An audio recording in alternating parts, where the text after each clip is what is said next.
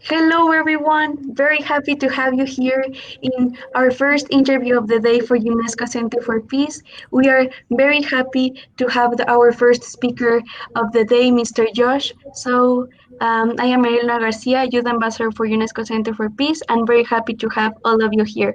So, Paloma, the floor is yours.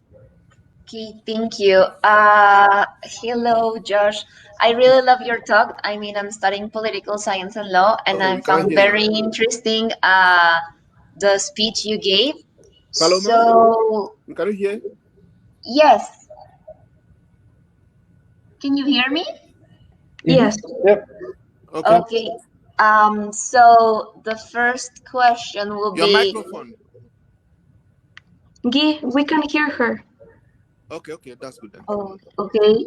I couldn't hear, but if you can hear, that's fine. So the first question will be, don't you think the protest in a certain way is a key on national and international unity? Progress in terms of what? In terms of social manifestation and social changing. Yeah, and it has been, but I think it can be done at those scales more effectively. So I think the lack of fundamentally analyzing the problem that these national and international efforts, oftentimes informal, has suffered from, can really benefit. So in other words, if we spend more time analyzing the problems and the causes of them that we're trying to solve or fight against, I think that will fundamentally more effectively drive which solutions we come up with and the manner in which we come up with them. So ultimately, when I talk about protests are meant to come up with solutions or at least call attention to a problem. What we have to ask ourselves as we evolve is whether what we do is achieving the goal in the most effective way. And that's why I brought up war. I think it's easy for especially teenagers to view war as something that is fundamentally flawed. Whether or not you agree with that, I think there are more effective ways to engage in debates. And ultimately what war is debate. Wherein one side is going to be deemed as correct and the other side is going to be deemed as incorrect. So are there more effective ways of doing that? And I would argue that there are. And it's not like what I proposed there was a new idea. I mean, people have been talking about having, scholars or community representatives debate instead of shoot each other for generations. But it's about making that happen, and that's the drive of my talk. So when you apply that logic to protests, even peaceful protests, or to government efforts to solve problems, I think that we can take what's meant to achieve positive change and progress and evaluate whether we're doing so in the most effective way. Okay, thank you. Time for my question. So over the last few years, the political system has shifted in a way that civil society has been gaining more and more importance, and it's because us as citizens we feel that our political leaders do not represent our interests. So I think that's one of the reasons why protests have been such a key point of the last few months. And on that matter, I would like to ask you, Mr. Josh, what do you think is going to be the best dynamic or the best strategy for us to, instead of wanting to represent each of our own interests, for us to unite with the same ideology, but in a way that benefits both parties? Well, I think that individual interests, when you talk about individual interests driving behavior, I think that when we more deeply analyze the problems that we're interested in, that can help us align along the lines of effective solutions. Whether or not they're the same solution matters very little, because we have now the capability to leverage large networks of people who behave in a way or who believe the things that we believe. The problem becomes when that induces conflict. And I think that we have now the capability to ask ourselves whether conflict really achieves the outcome in the most effective way possible. And I also want to bring up the fact that when we talk about governments doing one thing or another, being more effective or less effective, that's putting all governments in the world into a category. And all governments don't behave the same way. There's some terrible ones and there are a lot of great ones. But what I'm talking about is what we as citizens can do without permission from the government. In other words, not relying on good governments or bad governments or neutral governments to do things, but really taking the reins and more deeply analyzing the problems we care about and then finding effective solutions to them. Good. Yeah, very, very much agree. So right now, Mr. Gidi Joken, the Executive Director of UNESCO Center for Peace, is going to do the next question. Thank you so much. Really, Josh, the thing is, I think Mahatma Gandhi said it, you said it also, we should be the change we want to see in the community. Mm-hmm. So we should not wait for others to do what we do. And we also know that Mahatma Gandhi, who taught nonviolence, had a lot of challenge selling that concept. Mm-hmm. Because when someone gets in front of you and does something right, the first reaction, the natural reaction is to kind of fight back and things like that, rather than kind of pausing and reflecting and then bringing back. And that's exactly what you are asking people to do. And I like the engineer thing in you, that if something is working, let's find out what is working and then deconstruct that and then use that to others. When people are so frustrated, and how do we get people to think to kind of like a headless movement like the Black Lives Matter, right? Mm-hmm. When you have organizations that kind of have a structure, it's a lot easier to kind of manage that and then maybe go for something.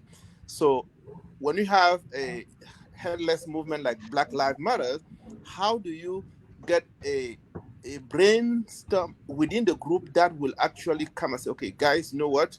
Yes, maybe we'll march, but this is taking the time to understand the problem, because what we see out is a reaction, people just reacting to something. So how do you suggest we kind of take the time to actually, but by the way, do you know why do we actually got there? So what's some of the ways that you suggest we go about doing that? Well, I mean, I could suggest things that would be effective in doing that, but ultimately change doesn't happen overnight. So, Mahatma Gandhi came up with a great strategy to solve a bunch of problems, which is to be the change that you want to see in the world. But it was just seen as that. There was no pathway to getting there. And what it did when he said that was it called our attention to the fact that we do in fact have power to create change. But a lot of people see it as just that. In other words, they see it as a nice saying that exists in people's desktops, and on people's walls. And it's a great sentiment. But a lot of people view that quote as not having made a major impact in society, and it has, because it started a process. And that's what you can do when you suggest alternative ways of solving problems in our society, is that you can start the ball rolling. And the extent to which you get that ball rolling has to do with how much of a roadmap you provide to getting there, the efficacy or the perceived efficacy of the solutions you propose, and the ease with which they can be implemented. So what people don't do when they propose ways of fixing society is they don't analyze the problem and they don't provide a roadmap to getting to a solution. And I think those are the two things that I wanted to provide with this talk. And not to detract at all from Gandhi. Obviously, he's a transformative figure in our culture. But I think that what he did do was to get the ball rolling in the way of imbuing citizens with power to affect change. And now it's our job to figure out how to get there. So when we talk about changing the ways that, for example, the Black Lives Matter movement might have been deployed, and I want to shy away from that topic because I don't feel like I'm the best person to talk about that. But for example, a movement like that, I think that what we can do is provide roadmaps and methodologies of more deeply analyzing problems and mobilizing people around a solution, but to be okay with the fact that change will not happen overnight.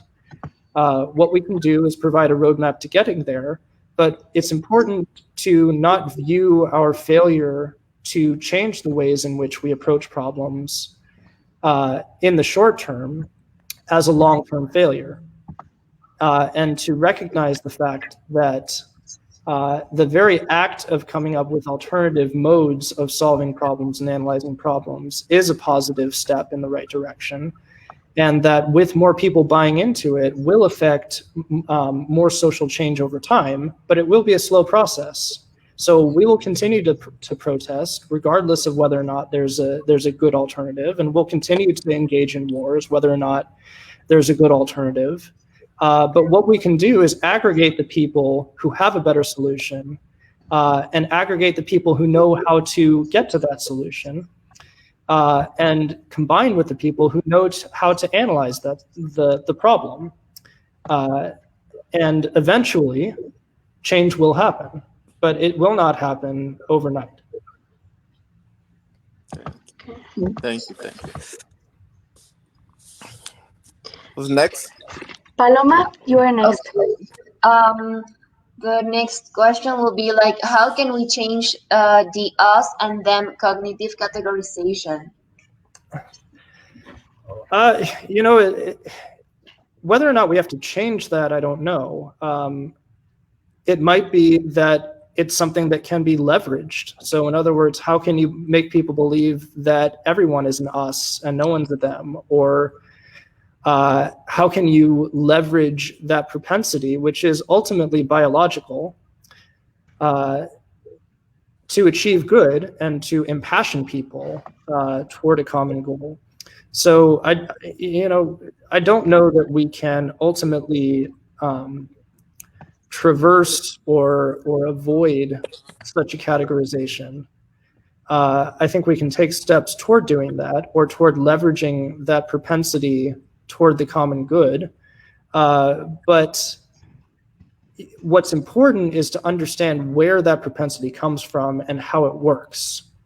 And in doing so, you can understand which problems might result from it and how to fix those problems. So if I knew how to fix the us versus them dichotomy, then I think that there wouldn't be any more issues in the world. But what I think is important is to recognize how it works by exposing yourself to all of the knowledge we have of cognition and social sciences and psychology and neuroscience, and then to leverage that knowledge to either utilize that tendency or negate it. Okay, thank you very much. Now, something that really hit me in your interview, and that we have been insisting a lot of our delegates, is that exactly they need to analyze the situation and think of a pathway for them to get there, because it's really easy to say like, oh, the government can provide help, but how are you planning to do that, and how would that improve the situation? So on that matter, I would very much appreciate if Mr. Josh, you could give a recommendation for our delegates for them to get into that process and change their mindset on how they can give feasible proposals that can really come into reality with your strategy.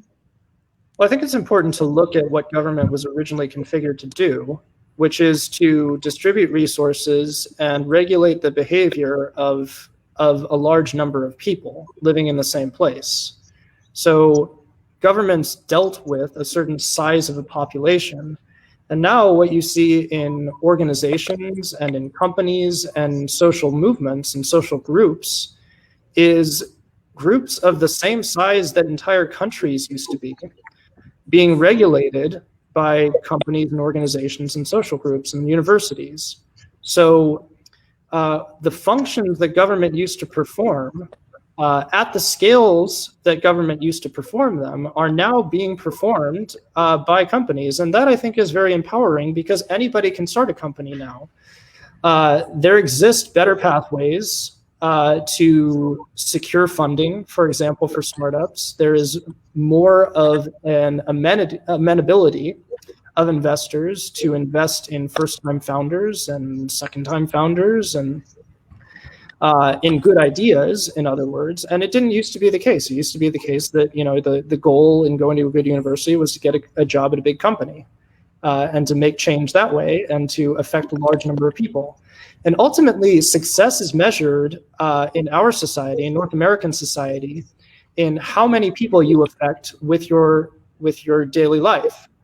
And the extent to which you do that can be measured in terms of the scale of the organization you start or work for, the scale of the efforts you engage with at the community level. But ultimately, the measure of success in our society is a direct relationship with how many people you impact. And oftentimes, a secondary result of that is money coming to someone, and that can be viewed in itself as an end, but I think mistakenly, because that money is supposed to come from impacting more people in a more effective way. So the short version of my answer is that because companies and social groups and the internet deal with people at the scale of sometimes entire populations like Google and Facebook and Amazon, the capability exists to drive change as an employee or as a founder or as a community member. It's about leveraging the resources that exist and recognizing the power in those resources that I think is going to be the challenge of our generation. But we now have power that we didn't have 10 years ago or 20 years ago because of these mechanisms. And what we don't have yet is the ability to recognize that power and figure out how to use it for the common good. And we're starting to realize that. And I think this pandemic has really forced our hand in doing that. And to some extent, people have been incredibly successful in doing that at the scale of governments. I mean, there are hundreds of thousands of people in these 3D printing groups to 3D print protective equipment for people all over the world, and sometimes millions of people. And that's the scale at which governments used to operate, was the tens of thousands and hundreds of thousands. So now that we have the ability to operate at that scale, I think that we need to recognize how to do so effectively and what that means in terms of how much power we have to affect change. Thank you. Thank you. Okay, thank you. Okay, Josh, I think this is my turn, right? Yeah. Yeah. The one thing when we're in the group, the one thing that you stated to one of the delegate was the fact that you are not saying that we should just leave. We see something terrible, we should just kind of look some way the other way and try to go around and fix things, right? So there sometimes, I do know it's very important to think, to have this positive thinking, addressing, but sometimes we can't. There are situations where going around is not the best solution. It's not easy. I will just say, I'll take an example. Let's just say if you and I right now were to find ourselves in North Korea, and there are people that want to peaceful protests, the government knows everything that will be difficult for them to, it'll be difficult for them to kind of do the same thing we will be doing here. So at what level do you think that it might be okay to stand up and fight. Yeah, I mean, North Korea is a good example because it's a place where a lot of these things that I'm talking about don't operate like they do in the rest of the world. So regardless of whether or not you understand why the problems in North Korea exist, the capacity to fix them and mobilize a network of people to try and fix them is non-existent. And to an extent, peaceful protest is the only mechanism through which you can get anything done, and that really hasn't worked very well. So there are problems in the world that we don't have the ability to adequately analyze and solve yet. And because of that, our only option is through a mechanism that's very ancient, like peaceful protest.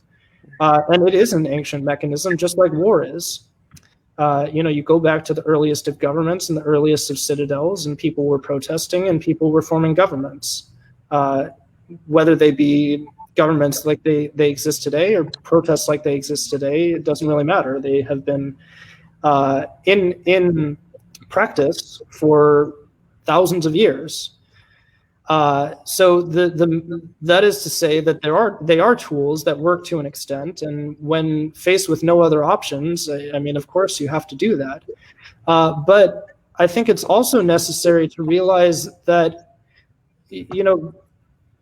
4,000 undergraduates graduate from Harvard every year, another 4,000 from MIT, and another 5,000 from Stanford, and 5,000 from Berkeley, and IIT in India, and Weizmann Institute in Israel, and University of Tokyo.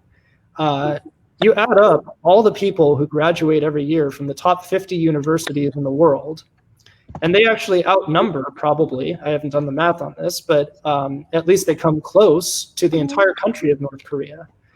So our job as a generation is to figure out how to leverage the resources we have available to us to solve problems that seem insurmountable or intractable. And North Korea is one of those problems, but so is North America. I mean, our president is no smarter than any one of us, and yet we can't figure out how to achieve the outcomes we want in our own country. And I think that's a fault, one, in understanding the ways in which these problems have been created in the first place and why they exist, and two, in being able to leverage the resources available to us, which are better resources than we've ever had in our country's history. We are smarter today and have tools today that we did not have 5 years ago. And that is true globally.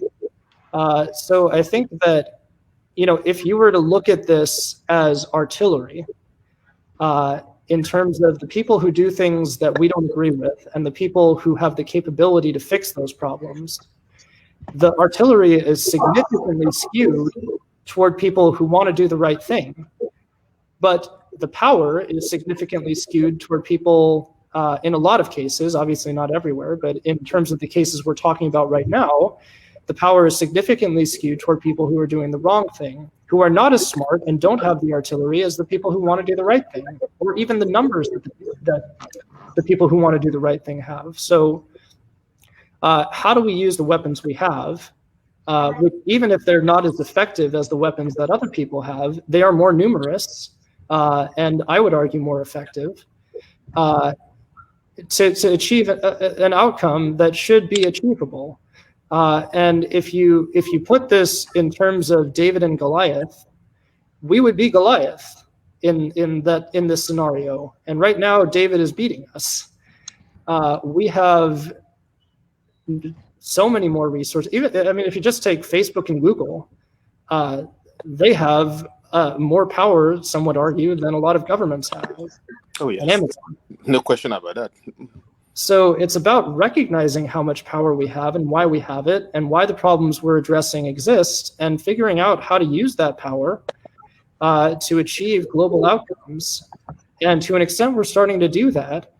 But it's a little silly to sit here with that much power and not be able to affect some of these problems we're talking about in a way that's more meaningful and voluminous than we've been doing so far. Thank you. Thank you. Okay. Next question. Um, would you like us to do another round? Yeah. No, until have 6 more minutes. So go ahead. Five Perfect. more minutes. So, Paloma, it is your turn. Okay. Okay. So, why it's more difficult now to avoid conflicts, even when they are like national and international organizations that try to guarantee peace. I mean, you said that war leads to nothing, and the conflicts are like useless. But even when we are more conscious about the peace and constructing like a international society, why it's so difficult to avoid conflict when we are like aware of that? I think that's twofold. One is that it might not be that by percentage, we have more conflict than we've ever had in any other point in history. What changes is the media's coverage of it and our attention directed to it. Regardless of whether or not we have more conflict today, I think that there's more coverage of it. And I think that one of the most powerful tools that we could leverage moving forward would be the media. And, I'll use my mom as the example here. She was very, very depressed for a long time just from reading the news every day. No other reason. She would read the news every day, and she would be barraged with terrible things happening in the world.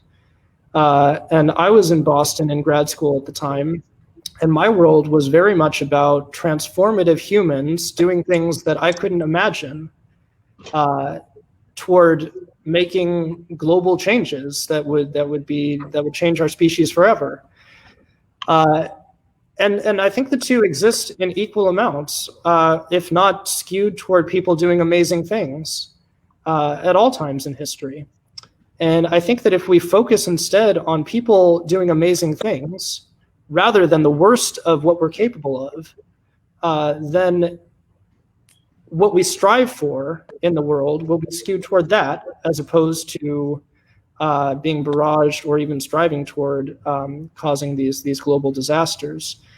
Whether or not it's the case that they're more voluminous or that we are able to avoid them to any greater or lesser extent, I think also has to do with the scale of our population. We have a bigger population now than we've ever had, and we're more globally connected. So because of that, any disaster that happens anywhere is a global disaster rather than a national disaster. So it may feel like we can't avoid disaster because we're more interconnected, and one country's problems affect everybody else. We have more people, so on average, just from sheer probability, there will be a proportion of bad things and good things, and the bad things will be more voluminous than they were 20 years ago because there are just more people and more countries. That answer is also somewhat ignorant of the actual driving force behind these problems and whether or not they are in fact more or less voluminous. But I think they in part call attention to what's really important here, which is to elevate the best of what we're capable of and minimize the worst of what we're capable of. In terms of what we strive for and what we highlight in our society. And the news and the media should highlight what we value most or what's most important in our society. So the news and the media were created to report on the important events in our society. What that's become is a barrage of negative news, of bad things happening and some good things happening. But if instead we refocus the media, who is supposed to report on what's most important in our society, if we refocus their attention on the best of what we're capable of, I think that you'll see a vastly different impression of our current historical moment. I mean, you have 500 teenagers right now listening in to a UNESCO talk from people who are trying to change the world. And on average, I'd say that the number of teenagers who want to do good things outnumbers the number of teenagers who want to do bad things. Amen. Yes, for sure. So given that, we should be able to leverage that network. If just the numbers are skewed toward people who want to do good, then good things should be happening in the world. And if they're not, then it's a failure of resource management rather than some hopelessness of an intractable or immovable society. Wonderful. Okay. Yes. Wow, this is great. Yeah, yeah, like it gets me thinking. But well, so I do agree with the fact that this is an amazing platform and that we are doing our best to reach out to these youth leaders. But right now, we find ourselves in a situation in which, when you are a teenager, you are known as a person that knows nothing about life and you don't have the experience, you don't have the knowledge, and many excuses or reasons for why we cannot take leadership. And only in spaces like this one, we're able to do so. So, on that matter, what do you recommend or propose for youth to have a greater importance in the decision making of our everyday life? So there was a Princeton professor, and I can't remember her name, and she published a resume of all of her failures. She's an incredibly successful Princeton professor, very famous, and she published a resume only containing all of the failures she's experienced in her professional and personal career. And ultimately, no one recognizes the failures that you've experienced on the way to success.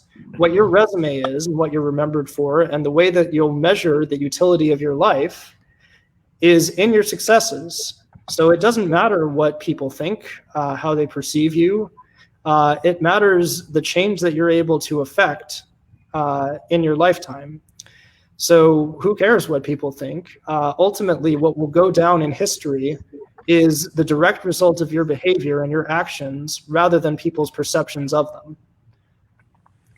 So Okay. I think that that's a really powerful thing to recognize early on in life, because whether or not you fail is not going to be remembered in a history book, and it won't be recorded on your resume, and your friends probably won't know about it.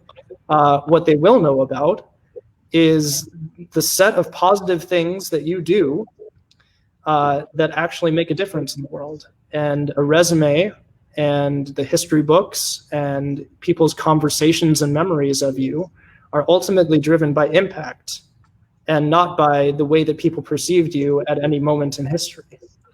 So if you recognize the ways in which you can leverage the resources available to you, and if you drive yourself to analyze the problems that you're addressing in your life in a deep and comprehensive way from a variety of perspectives, then I think that the only limiting factor on your impact will be your ability to manage your resources, the resources that are available to you. Thank you. Thank you That's really so powerful. much. Okay, thank you. Okay, Josh, like I said, thank you for coming and really getting us to look at things totally differently. And I think the young people, like you say, who cares? Just do it, right? Just do it. Yep. And that's the message we will be taking to the delegates that are listening, that are watching from all over. And we look forward to inviting you again sometime soon. Mm? Sure. Yeah, Yep. thank you. Thank Okay, you. so you have a wonderful day, and Arely, you can go ahead and say goodbye. Yeah. Okay. Yes, Sounds good. Thank you, Mr. guys. Josh. Yeah, Thanks a thank lot. you very much. You have such an enlightening perspective Thank you. on power and how like even youth can take in it and make it their own. So thank you very much. Thank Okay, you. Hope you thank guys you. do it. Thank Okay, bye bye. you. Bye.